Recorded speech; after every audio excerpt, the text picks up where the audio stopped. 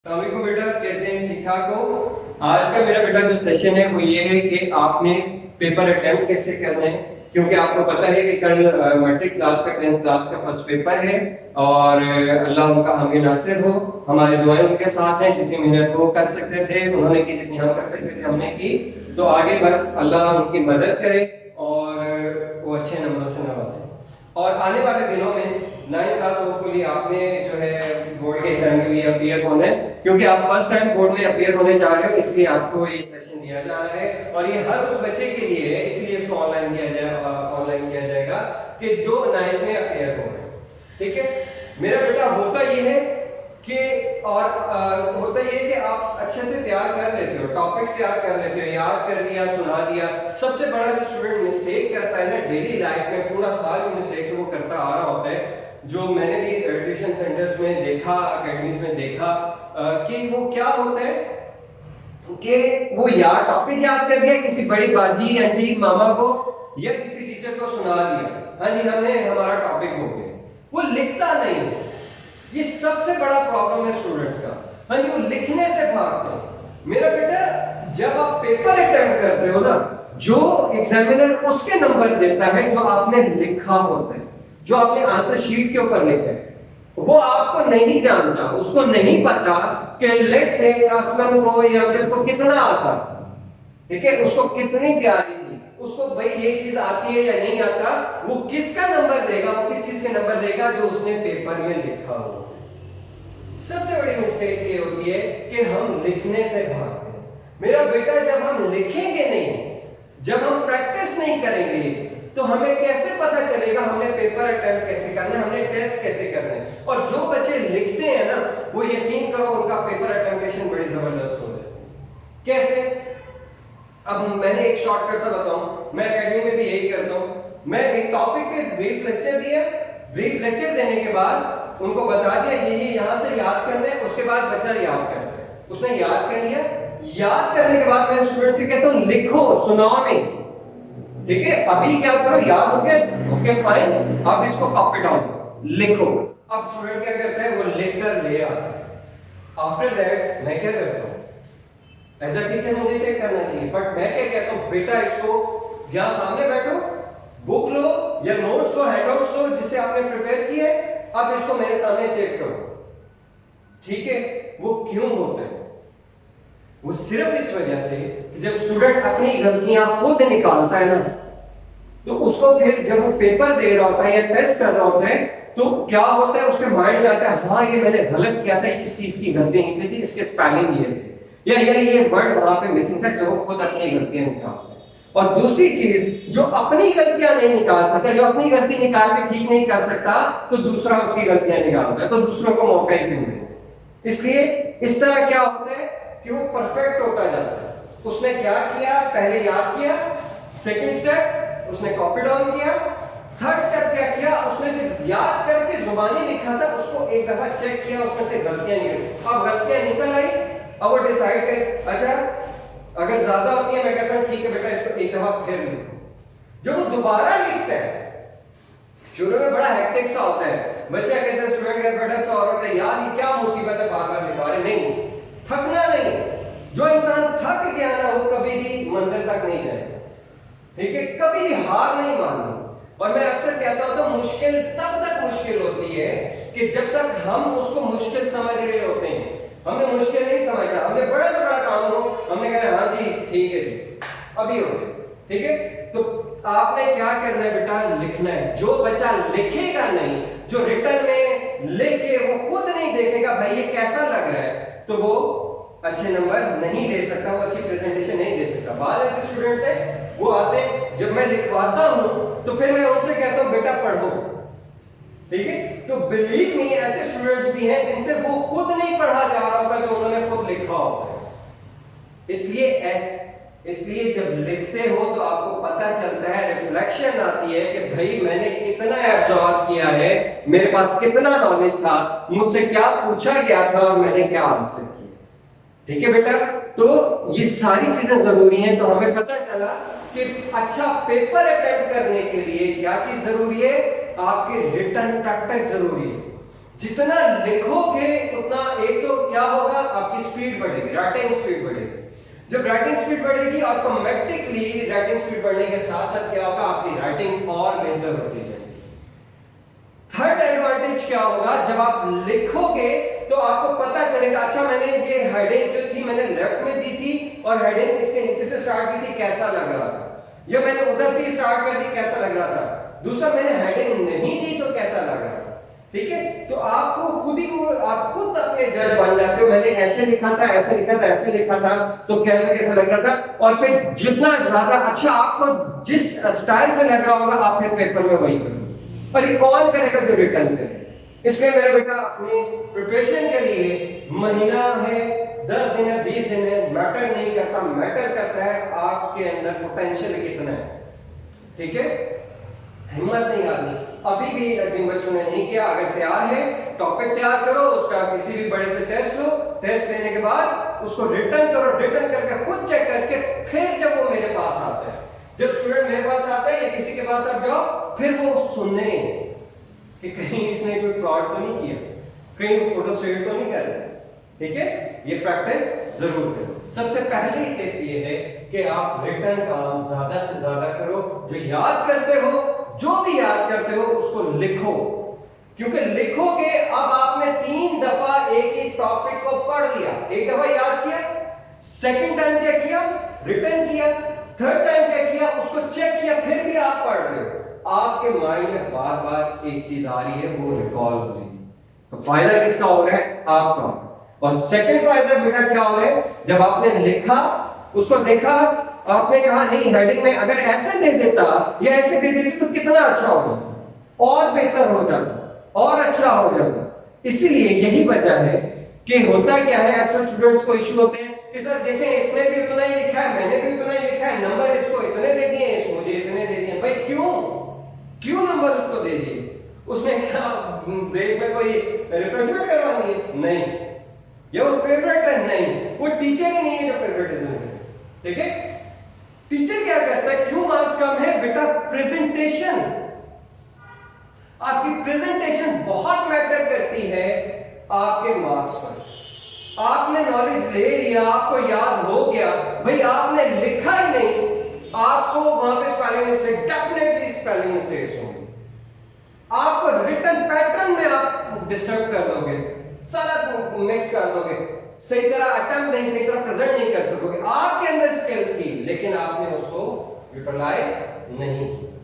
तो हम क्या करें, सबसे ज्यादा बेटा फोकस किस पे करना है, लिख कर उसको एक दफा देखो कि खुद को अच्छा लग रहा है या नहीं। ठीक है बेटा, पहली चीज। और दूसरी चीज ये कि पेपर आपके पास आया, अब आपने पेपर आने से भी पहले जब आप सेंटर जाते हो तो कोशिश करो अपने जो रिक्वायर्ड चीजें हैं सिर्फ वही लेकर जाओ, एक्स्ट्रा चीजें नहीं। और बेटियों के लिए मैं कहूंगा ये लिपस्टिक वगैरह रख के आए।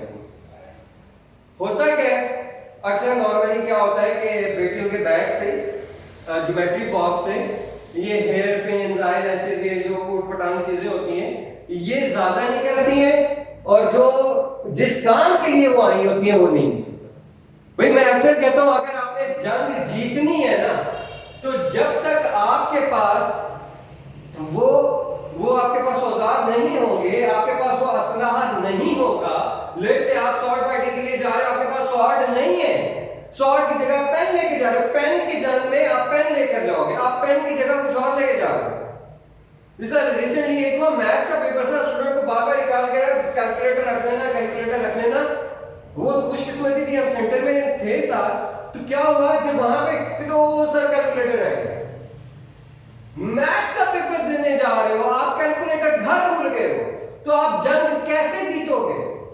भाई आप लड़ने जा रहे हो, तलवार घर भूल गए, मैदान में जब सामने हो तलवार होती है, रुक जाओ यार टूटा है, दोबारा कैसे जाके शॉट लेगा, तो इंसान कभी भी कामयाब नहीं हो सकता। तो बेटा सबसे पहली चीज क्या है पेपर अटेम्प्ट में, पेपर जब देने जाते हो आप अपनी साजो सामान पूरा करें जो जो रिक्वायर्ड है। ठीक है, एक्स्ट्रा चीजें अवॉइड करें ले जाने से। पेन आपको कहा गया है, आपको रिमूवर का ये है कि एक दफा हमारे सेशन में मंदिर से मिलिया का सेशन था, तो उसमें क्या हुआ था, जब बच्चे पेन रिमूवर्स वगैरह लेके गए तो एग्जामिनर ने ग्राउंड में इतने गवा दिए थे, उसने कहा था ये अलाउड नहीं, ब्लू मार्कर अलाउड है, ब्लैक अलाउड नहीं होता। ब्लू मार्कर क्यों ले रहे हैं? हेडिंग्स ताकि आपकी प्रोमिनेंट हो जाए, और आप हेडिंग्स के लिए ब्लू मार्कर लें, अपना ब्लू पेन लें, जो जो आपकी रिक्वायर्ड चीजें हैं वो लें। आपके रोल नंबर स्लिप पे भी बैक पे मेंशन होता है, वेबसाइट्स के ऊपर भी है, टीचर्स भी गाइड करते हैं क्या क्या चीजें हैं, जो जो चीजें चाहिए होंगी उसके लिए हम अलग सेशन करेंगे। ठीक है, जो चीजें चाहिए वो अपनी पूरी करें, उसके बाद गए अल्लाह का नाम लेके पेपर स्टार्ट किया। हमारे सर कहा करते थे कि जब ये पेपर आपके सामने आए ना तो अल्लाह को अपने साथ उस काम में शामिल कर लिया। ठीक है, वो कैसे? बिस्मिल्लाह पढ़ के पेपर स्टार्ट करें, दुरूद शरीफ पढ़ें और रब्बी ज़िदनी इल्मा 3-7 नहीं तो 3 दफा जरूर पढ़ के पेपर के ऊपर नजर डाला करें, अल्लाह आपकी मदद करे। ठीक है, अब इसका मतलब ये भी नहीं है कि सारे साल जो है हाँ जी हम पबजी खेलते रहे, सारा साल जो थे हम व्लॉगिंग करते रहे, हम वो फलानी चीजें देखते रहे और एंड पे जाके हाँ जी सर ने ये बताई थी कि रब्बी ज़िदनी इल्मा पढ़ लोगे तो अल्लाह मदद करेगा, गैबी मदद आना शुरू हो जाएगी, नौजुबिल्लाह जी प्रेज हासिल हो जाएगा और हमारा पेपर हो जाएगा। तो ऐसा नहीं होगा। ठीक है, सारे साल की स्ट्रगल और फिर अल्लाह की मदद शामिल हाल करोगे तो इंशाअल्लाह पेपर अच्छा होगा। ठीक है, उसके बाद अब पेपर पढ़ा, जो अच्छा क्वेश्चन आता है वो करना शुरू करो। ठीक है, अक्सर स्टूडेंट्स क्या करते हैं, जिस तरह साइंसेस के अंदर क्या है, आपके फिजिक्स केमिस्ट्री बायो कंप्यूटर के अंदर क्या होता है, सेक्शंस बने होते हैं शॉर्ट क्वेश्चंस के। ठीक है, सेक्शन 2, सेक्शन 3, सेक्शन 4 या सेक्शन A B C। ठीक है, अब आप सेक्शन की हेडिंग डालो, आप कौन सा क्वेश्चन करने जा रहे हैं। लेट्स से मैं क्वेश्चन नंबर 2 का पहला पार्ट करने जा रहा हूं, सॉल्व करने जा रहा हूं।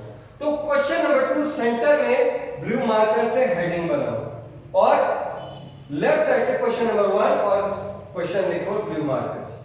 उसके बाद let's say first question physics का अगर हम कहते हैं डिफाइन आ गया, डिफाइन फिजिक्स क्वेश्चन लिखा, अब इसकी हेडिंग बनती है, आप क्या करो मार्कर से फिजिक्स की हेडिंग डालो,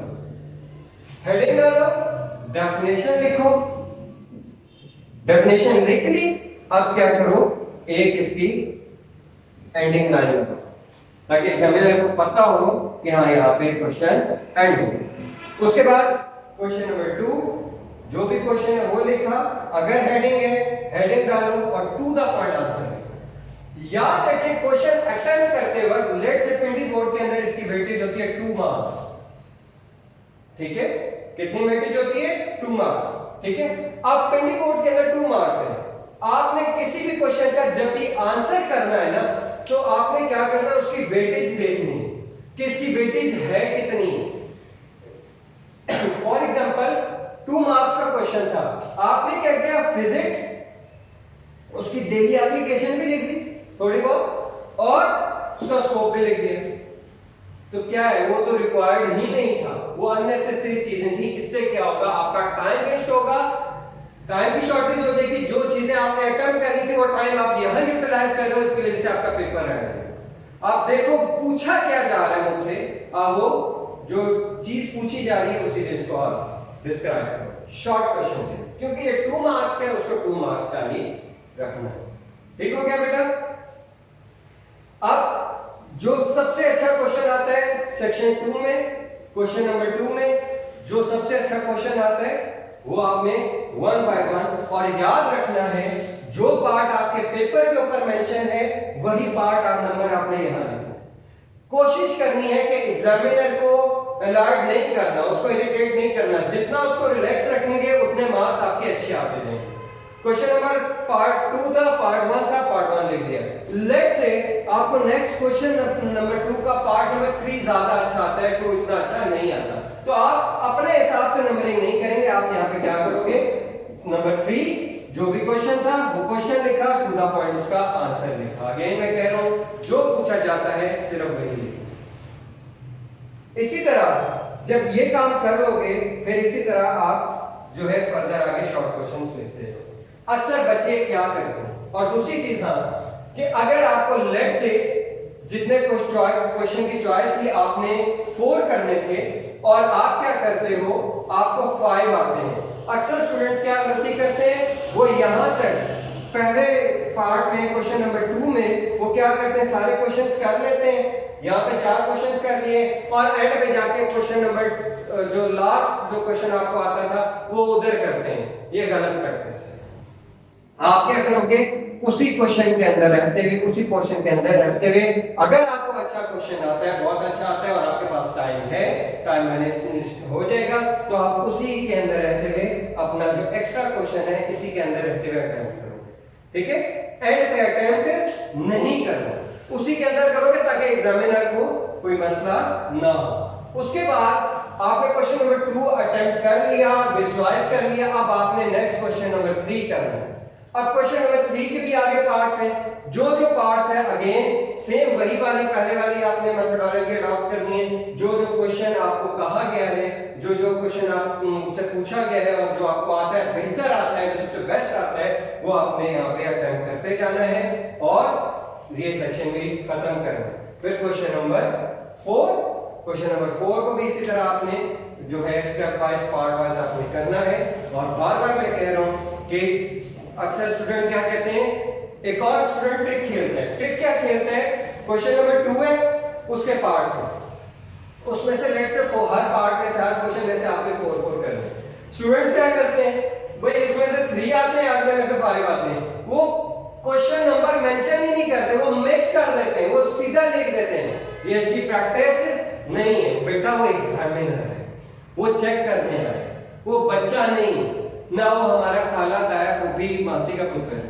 ठीक है, उसने वही नंबर देने हैं जो लिखा हुआ है, जितना प्रेजेंट हुआ है, जितना अच्छा प्रेजेंट हुआ है, उसी क्वेश्चन के अंदर रहते हुए आपने उसके पार्ट्स अटेम्प्ट करने। वो देखेगा, जो वो देखेगा एक क्वेश्चन पे पकड़ा के कहेगा ओ ये तो फ्रॉड है, इस बच्चे ने मुझे डॉज किए, फिर वो आगे उसके मार्क्स भी हार में आके काट सकता है। ठीक है, और आगे वो और विजिलेंट हो सकता है, आपकी एक बड़ी गलती की वजह से फिर वो छोटी-छोटी गलतियां भी आपके निकालना शुरू हो जाएगी। जब वो देखेगा हाँ जी पेपर बिल्कुल सीधा जा रहा है, वो हो सकता है छोटी-छोटी गलतियां भी उसकी नजर से स्किप हो। ठीक है, अच्छा, तो ये तो हो गया कि आपने पार्ट्स को मिक्स नहीं करना और हर पार्ट को उसी के अंदर रहते हुए खत्म करना, उसी क्वेश्चन के अंदर रहते हुए खत्म करना। ये तो है शॉर्ट क्वेश्चन। उसके बाद लॉन्ग आते हैं। अगर तो फिजिक्स केमिस्ट्री का है या कंप्यूटर का, उसके साथ नॉर्मली क्या होता है, बी पार्ट आता है। अगर फिजिक्स केमिस्ट्री का तो बी पार्ट नॉर्मली क्या होगा, न्यूमेरिकल होगा। अक्सर बच्चे क्या करते हैं, ए का जो इसका क्वेश्चन कर लिया, बी का न्यूमेरिकल कर लिया। नहीं, अगेन वही बात, ये भी डॉज में आ जाएगा और फिर एग्जामिनर अवॉइड होगा और वो आपके मार्क्स काटेगा। वो वहां से भी काट जाएंगे जहां से कटने नहीं चाहिए। पेपर नीट एंड क्लीन, साफ सुथरा, अच्छी प्रेजेंटेशन, अच्छी हेडिंग्स, एंडिंग लाइंस। अगर आप क्वेश्चन के बीच में नहीं लगा, पार्ट के बीच में नहीं लगाते तो एटलीस्ट क्वेश्चन के बीच में जरूर लगाओ। जिस तरह क्वेश्चन नंबर 2 आपका खत्म हो, क्वेश्चन नंबर 2 था, उसके सारे पार्ट्स हो गए। यहाँ पे आप क्या करो, उसकी एंडिंग लाइन लगाओ, उसके बाद क्वेश्चन नंबर 3 की हेडिंग डालो, सेंटर मेंशन करो और फिर यहाँ से पार्ट नंबर जो भी पार्ट आपको आता है वो पार्ट आप स्टार्ट करो। इससे होगा क्या, एग्जामिनर पे भी अच्छा इंप्रेशन पड़ेगा, वो इंप्रेस हो जाएगा और देखेगा हाँ जी बड़े अच्छे बच्चे का पेपर है, टू द पॉइंट लिखा हुआ है, इतना नीट एंड क्लीन लिखा हुआ है, तो बिलीव मी 60 आउट ऑफ 60 कहीं नहीं। अगर 50 मार्क्स का पेपर है तो इंशाल्लाह 50 मार्क्स हैं। और ये वो टिप्स हैं जो हम हर साल अपने स्टूडेंट्स को देते हैं और हमारे स्टूडेंट्स अल्हम्दुलिल्लाह 60 आउट ऑफ 60 लेते हैं, 50 आउट ऑफ 50 लेते हैं, इन टिप्स पर अमल करते हैं। ठीक है बेटा, आगे कोई क्वेश्चन हो तो आप कमेंट्स में या डायरेक्ट मेरे व्हाट्सएप पे या इंस्टा पे आप क्वेश्चन कर सकते हो। और आपके जहन में कोई चीज हो या इस सेशन में कुछ मिस हो गया हो, आपके माइंड में हो, आप पूछें, इंशाल्लाह आपको वहां पे गाइड किया जाएगा, रिप्लाई किया जाएगा। और अपना ख्याल रखिएगा और पेपर की बेहतर से बेहतर तैयारी रखें। अगेन वही बात, अगर अच्छे मार्क्स लेने हैं रिटर्न करना, जितना अच्छा लिखोगे उतने अच्छे नंबर मिलेंगे, जितना अच्छा एक्सप्रेस करोगे उतने ज्यादा नंबर मिलेंगे, जितना अच्छी प्रेजेंटेशन होगी उतना एग्जामिनर ज्यादा इंप्रेस होके आपको अच्छे से अच्छे नंबर देगा और इंशाल्लाह आप कामयाब होंगे। ठीक है बेटा, any more questions? No? Okay, thank you.